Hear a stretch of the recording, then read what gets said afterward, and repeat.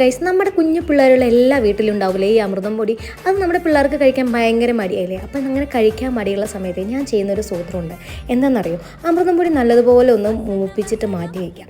അതിനുശേഷം ഒരു കപ്പ് അരി എടുത്ത് നല്ലതുപോലെ ഒന്ന് വറുത്തെടുക്കുക കേട്ടോ. ഞാൻ മട്ട റൈസാണ് എടുത്തിട്ടുള്ളത്, ഏത് അരി വേണമെങ്കിലും എടുക്കാം കേട്ടോ.